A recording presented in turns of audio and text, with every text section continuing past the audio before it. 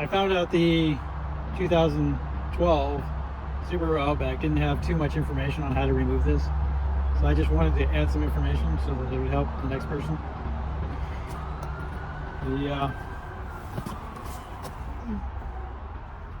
The entire section has to be removed.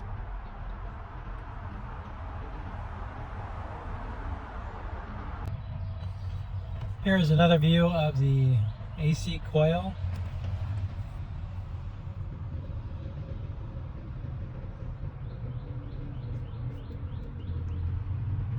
You see there's no way to access it from this way.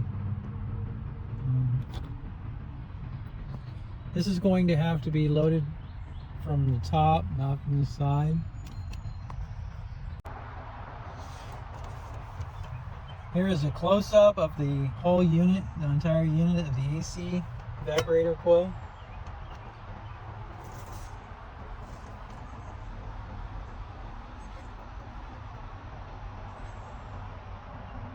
The whole dash has to be taken out. The steering wheel can stay.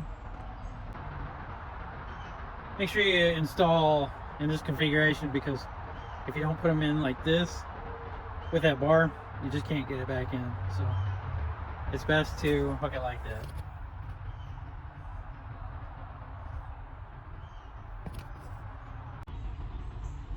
Here is your speaker wire and the sun sensor wire. On the top, you have a push-in. On the top again, you have another push-in. Your sun sensor is the round one. You can see the solar in there. And it fits right in like that. And on the other side, the only way I found to access this is to reach down underneath the bar and unscrew this one from the back of the dash. It is really hard to access. It's the exact same way on the other side, except you can't reach under the dash. You're going to have to push up on the dashboard. When you do that, you're going to have to support the dashboard without touching all of this so you don't break this off. The center console, the wires, all the connectors are different. On this one, you push in here. On this one, it's push in here. And on the top right there. And you'll see it's a little bit on the top. And this one is kind of a push-in box type. This is, I believe, maybe the antenna. Also down here, connector. This is for your cigarette lighter. This one right here is kind of hard to do. You have a little box, you have to push really hard, and once you push hard enough, it will pop loose. That goes to your airbag, and it goes in through here really tight. You're just going to have to turn the connector in order to get it through, and then it'll come up to here to the airbag. Over here, there's an air sensor that goes out. It's one screw. Over here, this is the speedometer connector. There's only one for this car, some have two. Orientated the same way. Over here is the fuse box. It's supposed to be able, we can drop that down. I will continue a video on that one just to see how much I have to do. Over here is a speaker wire. Like I said, it's kind of hard to get to. This is the one that's really, really hard to get to. There's a screw that comes through here and it's screwed in right here.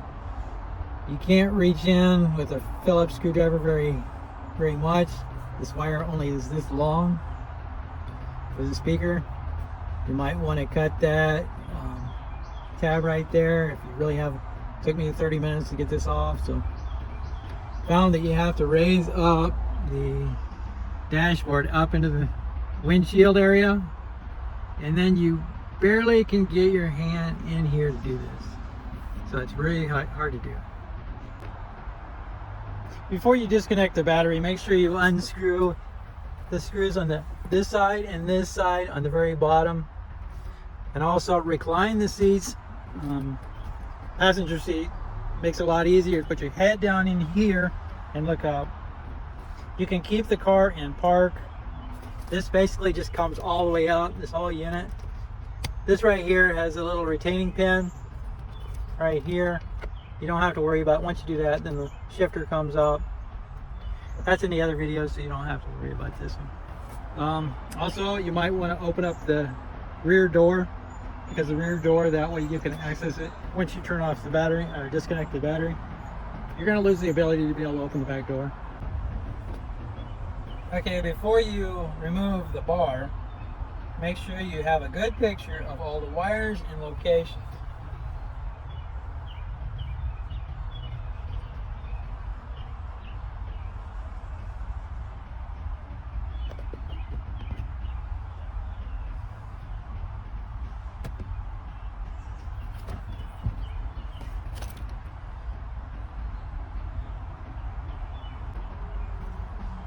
Here's a little safety bar that goes underneath right over here.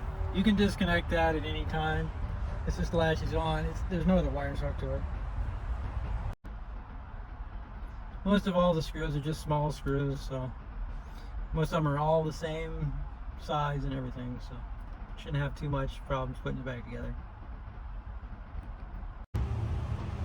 So if you remove the 3 bolts right there, you'll see that you're still supported by these 2 pins that stick out.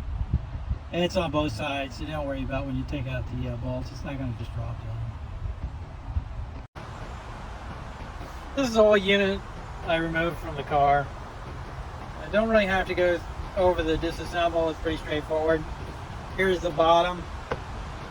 This is what you were looking at from the bottom side. You can see 2 little clips on the back. Other than that, it's all screws. The evaporator, the expansion valve, pretty cheap. You might want to get one. This is where the heating coil goes in. I put some tape around here so I don't get the antifreeze in the car. There's the old AC. I removed that. That goes on the other side. Slides in like this.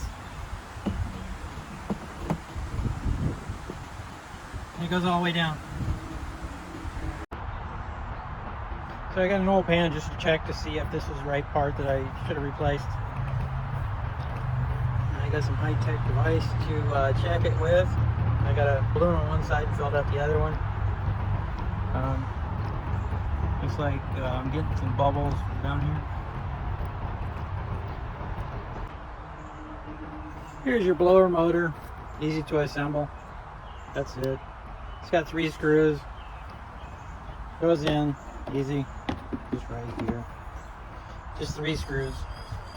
This is where your filter is. This is the controller.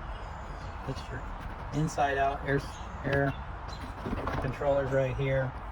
It's in 3 sections. If you ever need to do a partial, I don't know why you'd need to, but just in case.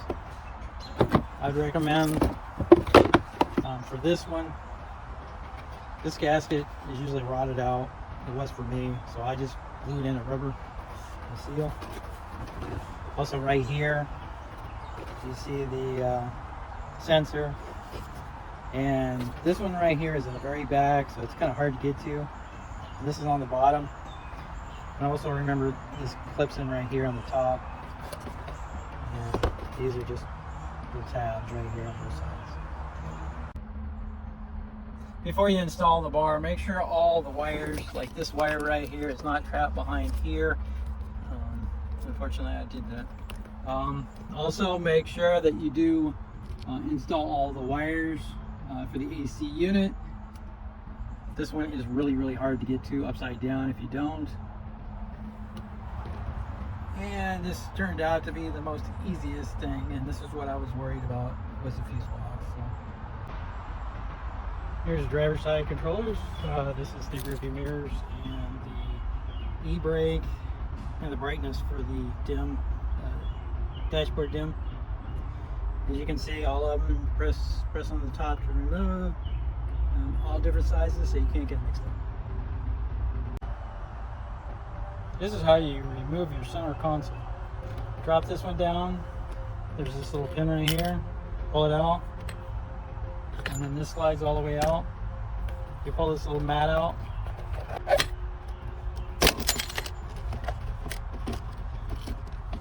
You have this little bridge right here. You might want to take that out. It connects on both sides. You got your 2 bolts right here, 2 screws. Here's your wires, the cigarette lighter, and the up here you have a brown and a white connection for the heated seats. And the wires back in here for a lead down here. And don't forget to remove the screws down here on both sides. In some cars, the screws are right here. Okay, here's the glove compartment. I left on these 3 clips because I didn't need to remove them. You can see there's nothing on the other side. That's the blower motor, filter. This is the AC controller. This is the main brain ECU. So here's the underneath of the dashboard. The reason why I want to show you that is because there's screws on the back side of these, so don't try to pull these off without removing these screws. This one has 2, both of them have 3 actually. And there, and there.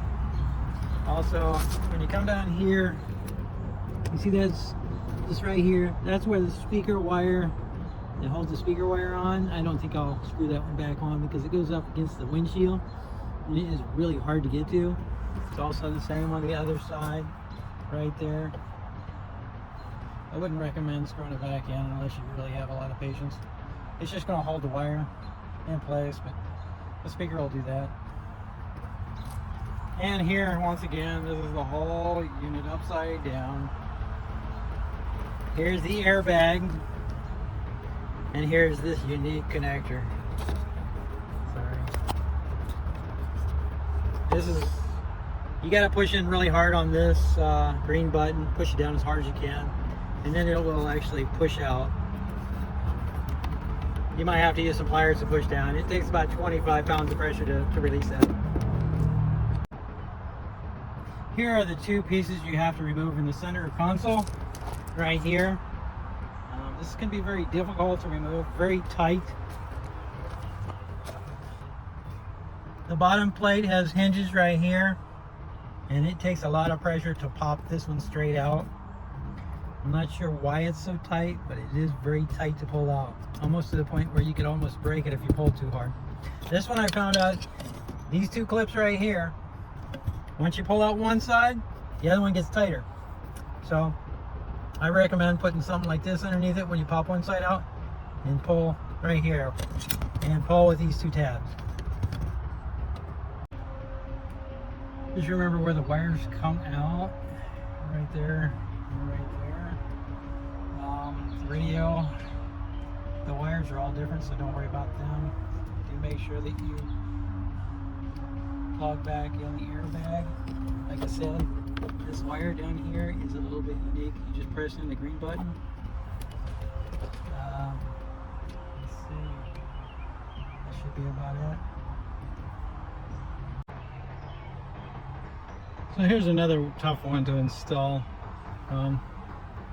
This right here, and right in there, you see how that one's shaped a little bit like a shoe? This one has to be turned this way in order to get this on there.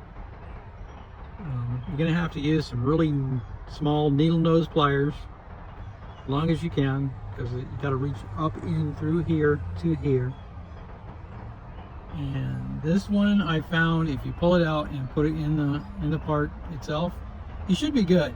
You can slap it up into there and you should be able to get that up there. I was able to do the other one really quick on that one, but I couldn't do it while this was in and slide it in. Some people can do it pretty good. I could never get it to fit. So this is what it looks like before. If your dashboard looks like this, it's probably 2010 to 2014 model.